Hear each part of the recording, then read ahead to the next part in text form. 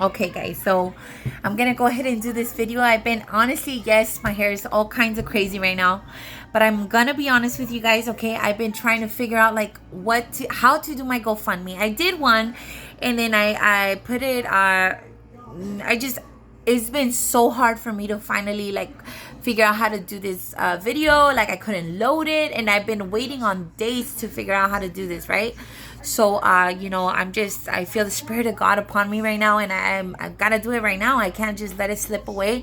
And the reason why I'm asking for this GoFundMe is, what can I say? All I can say is that God transformed my life. And I went through so much. I went through illness. I went through addiction. I went through abuse. And I'm talking like full force, like hard stuff to go through. I went through the spiritual warfare. And if you don't know what a spiritual warfare is, let me tell you that for me, it was everywhere I went. I could see spirits jumping inside of the person that I was coming in contact with, like, and they were there to attack me everywhere I went, whether I went to the 99-cent store, whether I went to the mall, whether I went to the park, whether I went to Northgate, wherever I went, I saw the spirits following me. And it's something so crazy to go through. And I couldn't understand it for a long time, and I suffered so much. I went through depression because of my spiritual warfare. And I also had a situation of where I had no love. I was in a relationship where I just there was no love. And it's just very hard things to go through. The spirits jumped inside of my family. They jumped inside of just friends, everything, and it literally built a wedge between me and all my relationships. So you could say I literally, like, I went through hell on earth. I went through hell. I went through so much, guys, and it was years. And I'm talking about the spiritual warfare went on. My son is 9, and it started when he was born. So I went through spiritual warfare for 9 years, guys. 9 years. So in the beginning, it took me to drugs, and I was on drugs for like 3-4 years, and just in the streets, just living, doing bad stuff, stealing, and just all kinds of bad stuff to survive in the streets, because I couldn't make friends with no one, because everybody was an enemy. So I was alone in the streets, just trying to, like, I don't even, like, oh my God, okay, I'm just trying to figure out a way to survive. And everybody was an enemy, and it was really tough to go through. And I went to the extremes to make money as a woman, and just like a lot of bad stuff went down. And sorry. And so a lot of bad stuff went down, and I went to jail, right? And I told them I stole a car, and I told them that it wasn't fair that I was gonna get in trouble for stealing this car, because I said they gave it to me. And they said, who gave it to you? And I said, my parents, because I heard them in my head, right? Because I hear voices in my head. I heard voices in my, I'm not gonna, it's crazy, guys. The voices are in my head, and it's the spirits, and it's crazy, right? And so I told them, my parents did, and they said, where are your parents? And I said, my parents, I don't see them, but I hear them. And they said, something's wrong. Let's send you to the doctors. So they sent me to the doctors. I told them everything that was happening. And at that time, so I told them everything, right? Just pretty much that I heard the voices. And they said, okay, you have schizophrenia. And I said, okay. And I was like, okay. And then they said, okay, we're going to give you medication. So they gave me medications, right? And what the medications did is they just put me to sleep all day. And I remember, I remember thinking like, oh, wow, like it quiets the voices. Like I don't hear them anymore. But I do remember that when I used to go in the shower, I used to hear the voices. So, but still, like, I was fooled into thinking that I was sick with, like, a regular illness, right? And so I started taking the medication, and I was in jail, and I called my husband and I told him, you know what, I'm sorry. I accused you of so many things, and apparently it was the voices in my head, and I was going crazy and just a bunch of stuff, right? And so my husband decided to take me back. So I came out of jail. I was in jail for 2 months, I believe. And then I came out of jail, and then we got back together. I got pregnant. And all my pregnancy, like they say that if you're pregnant, you can't take medication. So my whole pregnancy, I went through the spiritual warfare, right? And now at this point, I had no drugs to numb my pain, to numb my just everything that I was going through. I was sober. I didn't have anything, and I was depressed my whole pregnancy. I was in bed, and I was being judged by everybody, my family, like, how could she just be in bed all day? Because they didn't understand what I was going through. But that's all I could do, was be in bed. And finally I had my daughter, and it was amazing. Having my daughter for like the first 2 years was like the happiest that I could remember in that whole like 9-year gap. So I was okay for like 2 years, right? And once she was like able to like walk and kind of like manage herself, like I didn't see like there was too much danger. Like I went back to depression. The medications, I kept like switching from medication to medication to medication.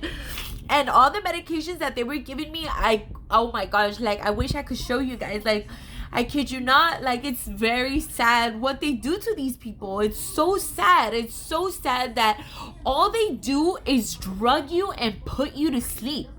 They do not help you. They don't help you. There's no cure for this. Like all they do is put you to sleep. And I'm not talking about like a 2-4 hours. I'm talking about from the minute you drink it to like half an hour after you drink it, or an hour, to like the next day. And I'm talking about you get up like if you're drunk, like you could barely move it. Like you're bound, like you're literally like bumping into walls on your way to the bathroom, because that's all you get up to do is go to the bathroom. And it's a very sad thing to go through. So every time they would give me these medications, I would go to them and I would say, dude, I have kids. How do you expect for me to do this? Like, I need to take care of them. I need to feed them. I can't do this, right? And we kept switching from medication to medication to medication. And then finally we came to one which didn't put me to sleep. And I was awake. It got me a little, I guess, like I remember still feeling depressed. I still felt the depression. I don't know. I think it was the depression. I don't think it was the medication. But I felt I was still depressed. And but what I do remember is that like I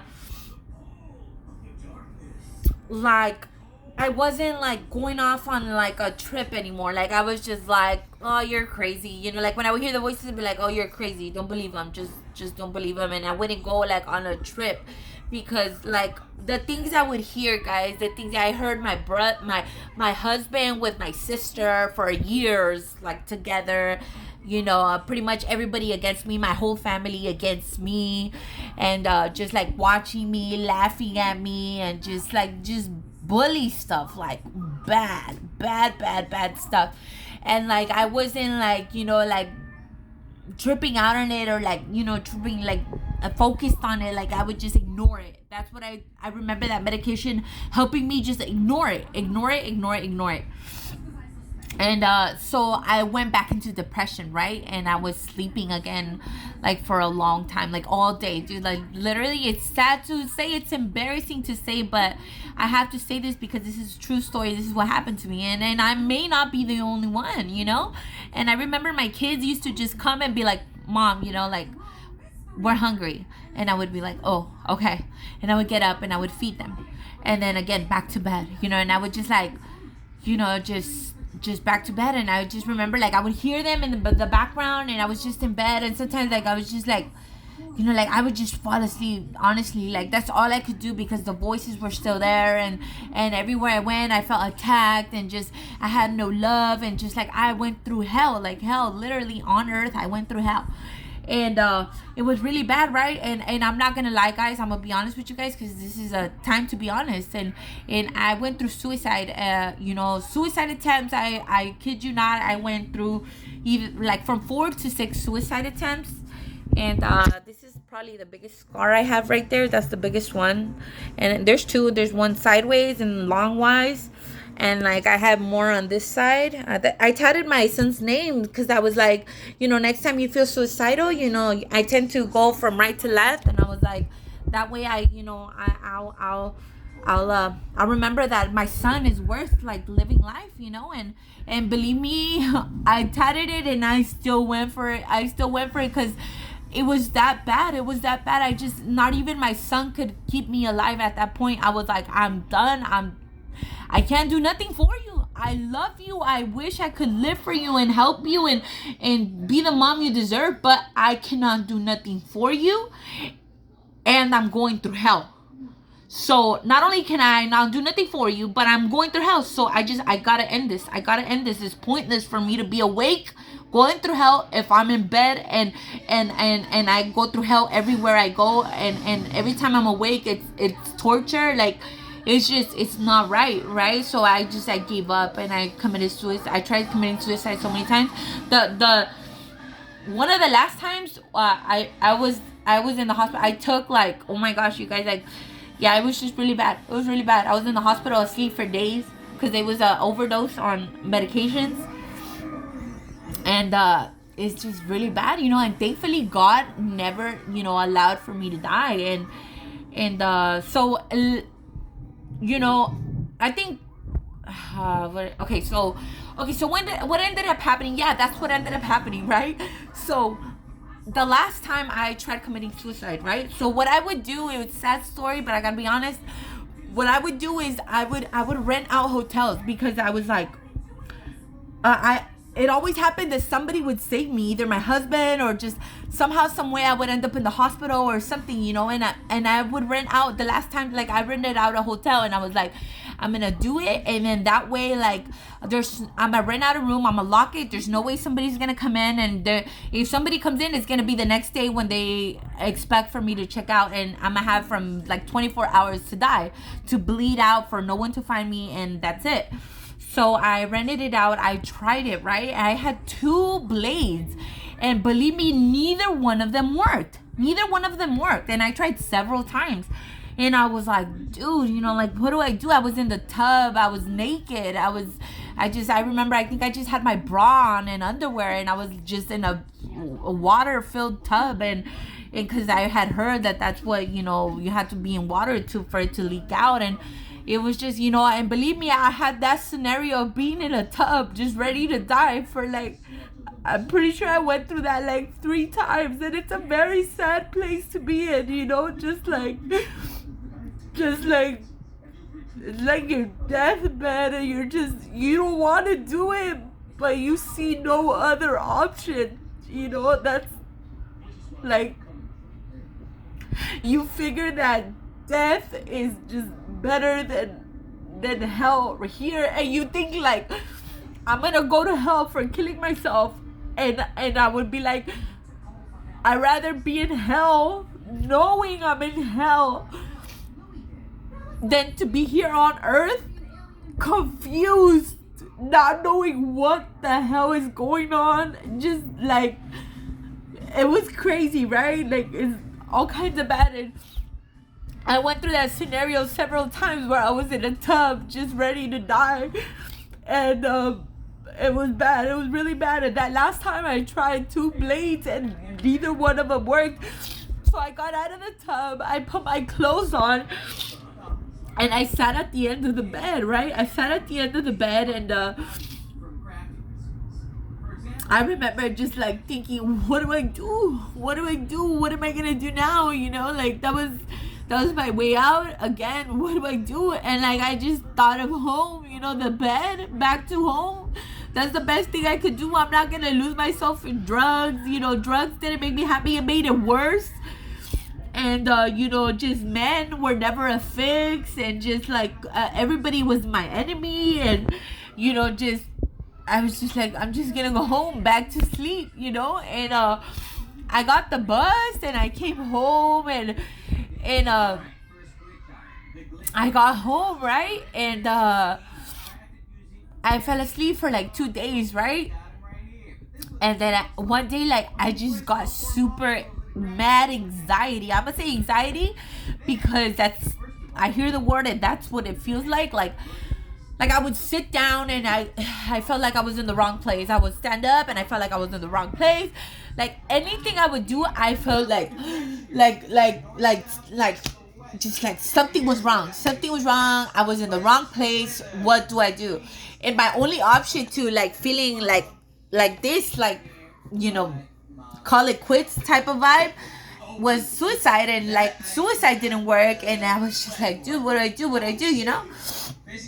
So I started calling for rehab, right? I grew up in a church called Victory Outreach, and they have rehab homes, right, where you go in it's you just it's to drop drugs, get to know God, Jesus, and all this stuff, right? So I was like, that's what I need. So I did it, right? I did it, and I was looking for it, and I was taking medications, and for I was unable to get that help here in the States. But so then I said, because of the medications, right? So then I called my mom and I told her, dude, like, I gotta go see you. My mom had just told me like a couple days prior that my aunt was gonna pay for me to go visit her with my kids. So I called my mom and I told her, Mom, like, I gotta go see you. Like, I can't be here. I'm like sick. I'm bad. I need help. And maybe seeing you is gonna make me feel better. And I told her about the homes, the rehabs and stuff. And so she said, let me try to fix everything and with your aunt. And she said, but let me tell you something. If I fix this with your aunt, then you're gonna go to the home here in the state, in Mexico, and because Victory Outreach is worldwide, So shout out to my church, Victory Outreach, amazing church, you guys, amazing ministry. You guys don't even know. It's awesome. It's awesome. So let me just tell you that my mom said, you're gonna go to the home over here in Mexico, and I was like, dude, whatever, just get me there, because I cannot be here. I can't be here no more. She said, okay, cool. So like in 2 or 3 days, I was on a plane to Mexico. I got to Mexico and I was at my mom's house, right? And I thought my mom was gonna make me feel better. Dude, I was there for I was supposed to be there for a week. That was the plan, right? So like by the second, third day, I was like, dude, I gotta go to the home. I gotta go. I can't be here. And I was like, Mom, call my brother, call Ricardo, like tell him like I gotta go. Cause my brother was the one that was gonna input me into the home. Victory Outreach Guadalajara, that's where he's at. And it's Guadalajara is the base, right? They have bases for Alcance Victoria. Victory Outreach have bases, which is like that one is in charge of all Mexico, Mexico and stuff. I don't know if it's Latino America or just Mexico, but it's one of the main ones, right? So that's where my brother is located, and he's like, it was he had to fix things to get me in there and stuff, to see if there was a fit for me and everything. So finally I get to the home, right? And I get to the home, guys, and let me just tell you that I was done. I was tired. I was just done. And my dad and my sister-in-law are very great examples of Christianity. Like, I'm gonna tell you that you don't know, like, it's not because of what they do, because they do the right things. They live the right life. They really do. But when you talk to them about God and just, they're just good people that love God. Like, it's not just like a religion, like rules. It's like love for God, and I'm just like, I want that. Like, that's what I want. I don't just want to be religious. I want to love God like they do.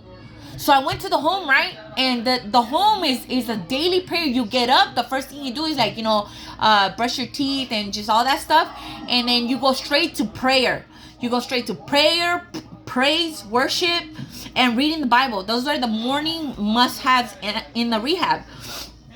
So every morning, we would get out there and pray. And we're not talking about like 5-10 minute prayer. We're talking about like 30 to an hour prayer every day, So it's good because you find yourself like in a place where you're like, you're there with your hands up or whatever. You're just like, you're praying, and like you're done with your prayer, and you're like, dude, they're still like, you're looking around, everybody's still in their corner. You're like, okay, there's still like half an hour to go. Okay, so you start like, okay, what do I say? And you start like looking within yourself, like, what do I have to say to God? What do I have to say to God?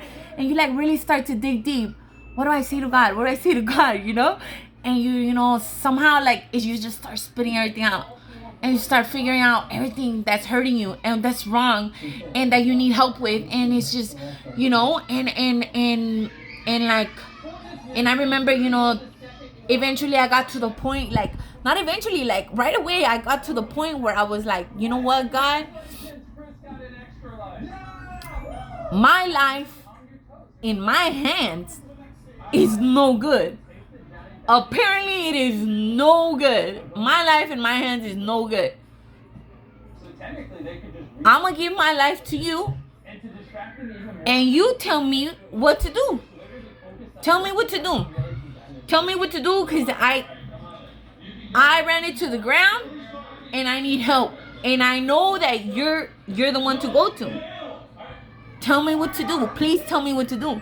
Guide me, I literally gave my life up to Jesus. That's what I did. When you hear that, that's exactly what I did. I gave my life up to Jesus. And I said, you tell me what to do. And slowly but surely, God starts, lies. Stop saying lies. Stop cussing. Stop talking bad about people. Just love people as they are. Don't judge them. Love them as they are.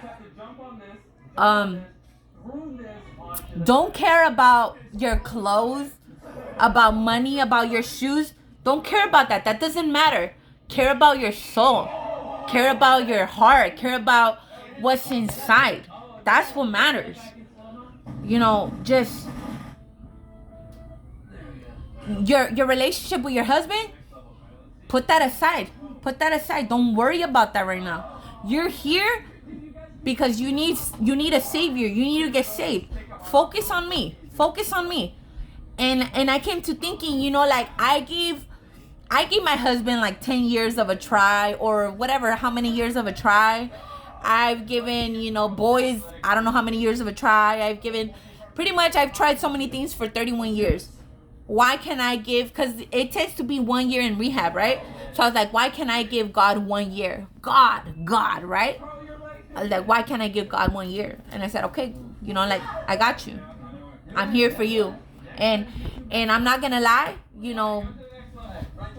my husband was seeing somebody else.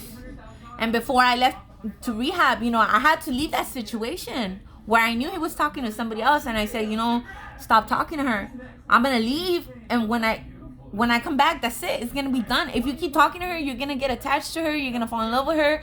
And just stop talking to her. And it was a very hard situation to leave, but I left and I had to because I had no other choice. So I was in the home and I was dealing with that, daily not daily, but like every weekend I would talk to him on the phone, and I could feel him slipping away. And I was like, oh, Jesus, what do I do? Just like, and God was telling me, like, don't trip. Like, how do you feel right now? Are you in bed? Are you depressed? Are you sad? And I wasn't. I was happy. I was joyful. I was motivated. I was high spirited. I was feeling great. And I was like, you know what? You're right. And he's like, I got you. I got you. Don't trip. I got you. And I was like, all right. He's like, if that doesn't work out, I got you. And I was like, all right, cool. I got this, And I was happy. I was happy, and I was okay with it. I was okay with it. I saw him slipping away. Okay, you can have them. I was okay, and I was like, all right, I'll let you go. You know, like, that's fine. I'll put my life is in God's hands. Whatever happens, I trust it. I trust that I am now, right now, at this moment, I'm doing the right thing. And if you're slipping away, then I trust that it's God's will. It's just I trust that I'm gonna be okay. Plain and simple. Plain and simple. Whether it's with you, another person, alone. I found a new love, a peace. I found myself, guys. I found myself. Like, I found myself. We get fooled. With all this, with what the world shows us is that makes you happy, which is drugs, alcohol, partying, freaking, dancing, sexy clothes, just all this stuff, that we think makes us happy, and it does temporarily. You drink alcohol, you're gonna be okay for like 2 hours. You go have sex, you're gonna be okay for like what, 5-10 minutes. And then you have these people, which I'm not gonna lie, I've been there. People bouncing around because it's the thing to do, because nobody appreciates us, and we're tough, and we're women, and we could play too. If they want to play, then we're gonna play harder. And I've been there, and we're hopping around. It's embarrassing to say, but I know I'm not the only one. So more than anything, this is a testimony. So where we give these men chances, and we act like we're so tough, and we're playing the game, and we're in control, when in reality, you go and you do that act, and as you're like putting your clothes off and like walking away, you wish that you could have something serious, that you could just stay in the bed and watch Netflix and chill, and have true love, and go out to eat, and go to the movies and stuff. But you're playing like you're tough and stuff, and that's just how it is. That's how the world has fooled us into thinking that that's what we want, that that's what's gonna make us happy. Because they know that we're wounded, they know that we're hurt, and they know that these things, they make you feel good because they make you feel like you're in control. You know what I mean? But in all reality, we're hurt, and we want the real deal. We want a real love. We want a husband. We want a family. We want the real deal. But we fake into believing that we don't care and whatever, And I also came into the realization that I put my family first. Like, I was putting my kids first. I was putting my husband first. Like, I cared about, like, for a while, like, I was molded into doing what they wanted, what they needed, what they needed, and I forgot about myself. I knew what I wanted. I wanted a random date to the movies, or I'm not gonna lie, at that time to a club or to a bar, a night out with my husband. I wanted the kissing while having relationships, like kissing, love. I wanted that. I didn't want sex. I wanted love. And I wanted, I wanted so many things that, like, I was putting aside and I was ignoring. And I thought that by doing things for them, that was the right thing to do, And, God showed me that I matter. My feelings matter. What I want matters. And who would have thought that by putting God first, I was gonna figure out that I was gonna win. Like, so they say that in the Bible, it says like, to die is a gain, right? To die is a gain, right? So we think like we see God as a loss because we know we're gonna let a lot of things go, right?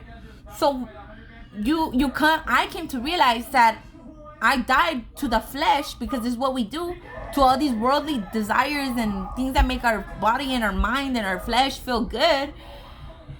And I warped into the spiritual, into the faith, into the love, into the hope, into the belief, and into the obedience and respect to God.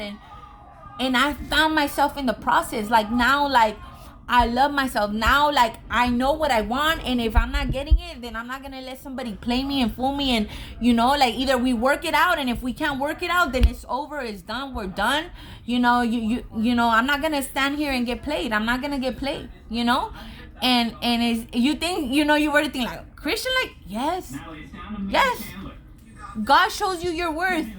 I'm not going and being disrespectful, and, you know, like, you know what I mean? But plain and simple, you know what? No. You're lying, you're being fake. I don't even want to talk to you. Please don't talk to me. Please don't talk to me. I don't want to talk. I don't want to talk. I don't want to talk. Plain and simple. You know, just no. I'm not having it anymore. I'm not gonna feed into your lies, into I'm not gonna feed into it. No. I know you're lying, I know you're this, I know you're that, I know you're bad for me. Let's just end it. No, I'm sorry, we gotta part ways. We gotta part ways, and you know, just, it's crazy stuff, you know. And people can judge and say all they want, you know, but I know that I'm with Jesus. I know that I'm with God. I know that God showed me my worth. I know that God has something beautiful prepared for me, and I know that my obedience and my patience is gonna pay off. I know it. I believe it. You know. And you know, this ring, a friend gave it to me in the home, and it's a heart with a crown, and it's got hands around it, you know. I haven't taken it off since, and it pretty much what it represents is that, you know,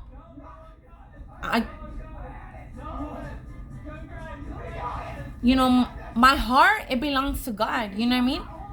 Like, He's my main love. He's my main love. Like, I could go without my husband. I could go without earthly possessions. I could go without things of this earth. You know what I mean? But I cannot go without God. I cannot, not no more. Not no more. Like God showed me who I was. God showed me that I'm beautiful. God showed me that I deserve better. God showed me that I'm strong, that I'm brave, that I can do all these things, that my hopes and my wishes and all these things matter, that I matter. God showed me that I matter, you know? And God showed me that He loves me. God showed me that I'm important. Like, that important, that God loves me. He knows me. He knows me. You know what I mean?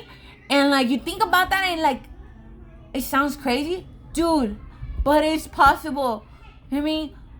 He's just there waiting for us to go to Him. That's all it is. He's just there. He's waiting. He's waiting. You know, it says that it's a narrow way to heaven. That not everybody makes it, because it's hard.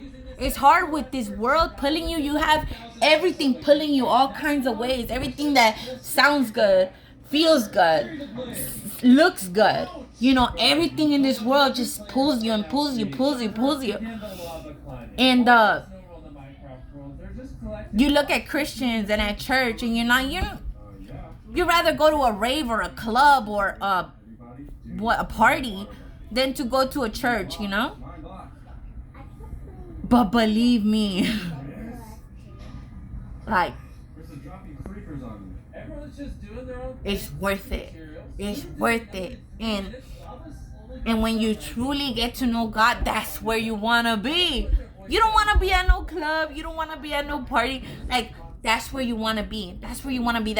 That's where you get the most satisfaction out of, because it's not like a flesh thing, it's like a soul thing. You know what I mean? Like, you go and you hear the preaching and you hear the songs and you praise God and especially the word. You hear the word, right? The preaching. And they don't just like, they're not things that just like satisfy you, as in you see them and that's it, you know, like, or you feel them and that's it. It's like you hear them and they make sense. They go to your brain, they go to your heart, they change you, they purify you, they mold you, you know what I mean? So it's not something that you just feel a pleasure like for a little bit and then it's gone. Like, it's something you carry for you for the rest of your life, you know what I mean? Like, it's things you learn, just like it's knowledge, you know what I mean? It's like, you know, when you go to school, you know, you feel so good learning all these things, and because you're learning, and knowledge is power, you know, like. But what better to know than the spirit, the God, the soul, the heart, you know what I mean? Like, that's what truly matters. And okay, guys, so I'm making this video super long, you know what I mean? But this is exactly what I mean. This is what happened to me. This is my process. This is my victory, which is finding God, finding Jesus. And I'm not gonna lie, you know, like I'm in a position where it's almost like he has insider information. I'm in a position where, first of all, God instructed me to do this video. He said, do this, go fund me, do it, you know. And for days, like, okay, what do you want to do?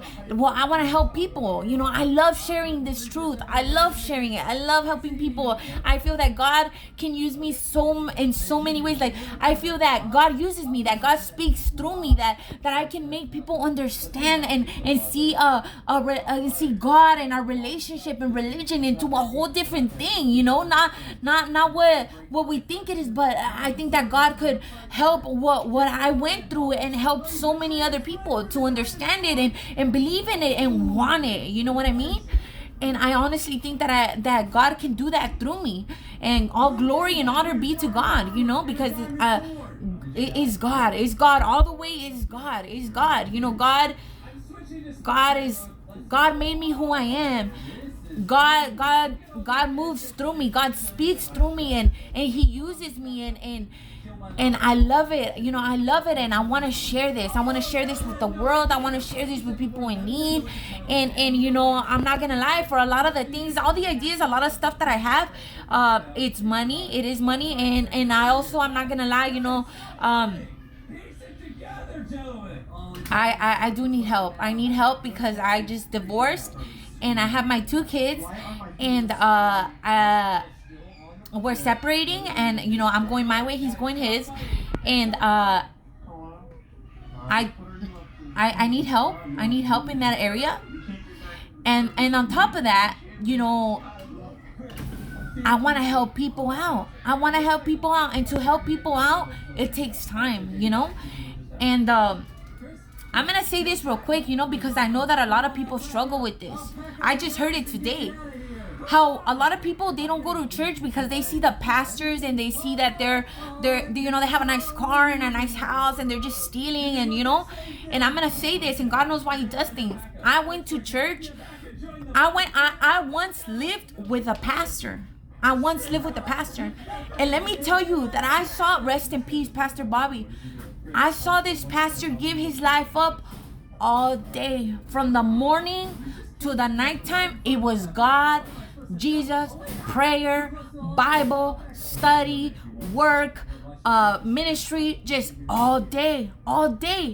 You know, so we see the pastors and we don't go to church because we say, they're just stealing, this. But we don't see all the hard work that they do. They work so hard. And let me tell you that if going to a job is hard, let me tell you that reading the Bible and prayer and ministry, it can get to be harder, because the enemy, he's trying to strike. He knows that through the pastor, all these other people are getting saved. So he's not going to go and attack one by one. He'd rather go attack this one, and with this one, he kills everybody, right? So let me just tell you that pastors go through it. Pastors work hard. Pastors there's something else, you guys. And in the Bible, it also says, you know, that to keep our eye on God and not on men. You know, because when we look at men, you know, number one, we're not perfect. Humans, we're not perfect. Nobody's going to be perfect. And number two, we always judge by what we see. But do you go to that pastor's house and do you examine him all day to really judge him and say, you don't deserve this money, you don't deserve that house, you don't deserve that car? What do you think? You know? They pray. You see, I hear them. I heard him. You know, like, you hear them pray. I know it. You hear them pray for their sheep, for their church, for their people. You know what I mean? They take time out of their day to study, to pray, to prepare themselves, to feed everybody else so that we can all get nourished and we could all win and gain salvation. And they do all this. They give up their life, because they give up their life for that. You know what I mean? And let me just tell you that don't let what other people do keep you from God. Because We're all in charge of ourselves. That person, if that person's wrong, you know, he's going through his process with God. And I pray to God that if he's doing something wrong, one day he's going to get it. You know, God works with us, everything at his time, in due time. We all have different times. We all have different times, different roads, different ways. We all have different ones. So don't worry about that person. Worry about you.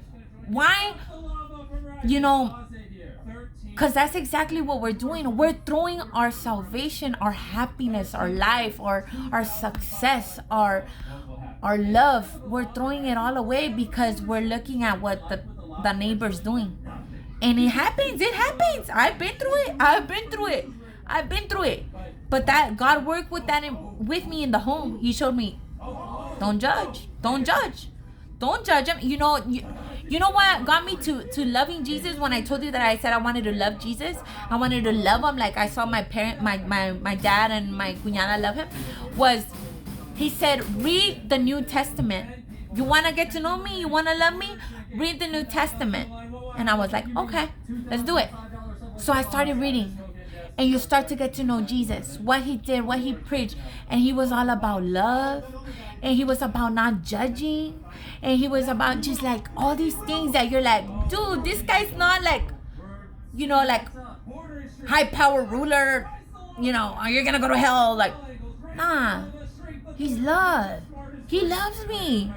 He really loves me. He cares about me. You know what I mean? Like, that's crazy. And then you think like, you know what? Like, my life in your hands. You know, like, I trust you. You know, like, it's like your mom. You know, like, it sucks though, you know, because we all get food, you know.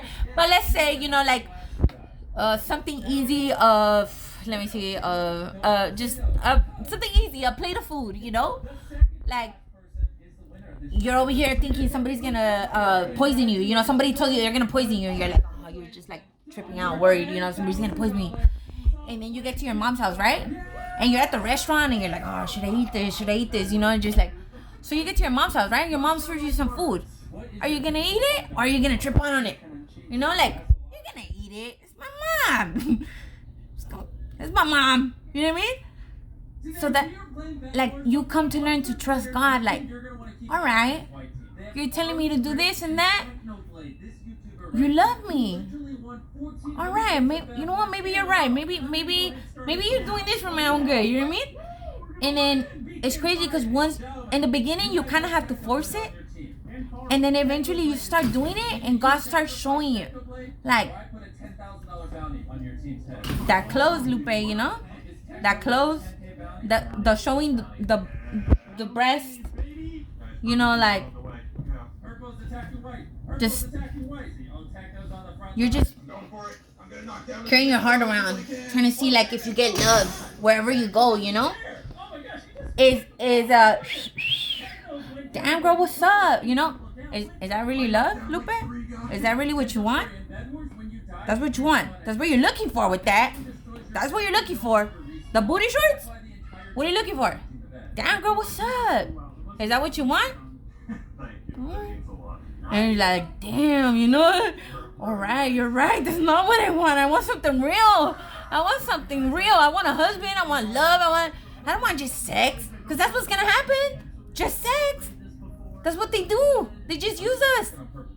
You know what I mean? And it's crazy, guys. And all I got to tell you that it's a process that you have to have faith in. You have to believe in it. Have faith in it. And then just, he starts showing you the truth. Jesus is the way, the truth, and the life. Believe me, he's the way, the truth, and the life. And this is what I want to teach. This is what I want to spread. This is what I want to do. And you know, I'm not gonna lie, you know, I want to do this. And if I have to go to a 9-to-5 job, if I have to work all day, and you know, just when I come back, I have to, you know, I'm gonna have to focus on my kids, and I'm not gonna be able to focus on the world and other people. I'm gonna have to focus on my kids for those 3-4 hours that I get, and just like, it's just I'm not gonna be able to focus on the world. And to be honest, I want to help people. I want to share this truth. I want to use my talent, what God gave me, because I know he gave me this talent to help the world. He gave me this. He made me a teacher. He wants to use me in that way in this world. And to be honest, if I have to work, I can't do that. I can't do that. And honestly, that's why I'm asking for this help. So there you go, guys. Hopefully God touches your heart and you can help me out. And I from what I heard, you can leave comments and stuff. I don't know if you want to leave a comment, that would be great. This is my son Michael. My son Sophia is back there. Daughter. Okay. Oh yeah, my daughter Sophia. So okay, you guys. All right. My name is Guadalupe Castorena, and that's it. God bless you guys. Bye.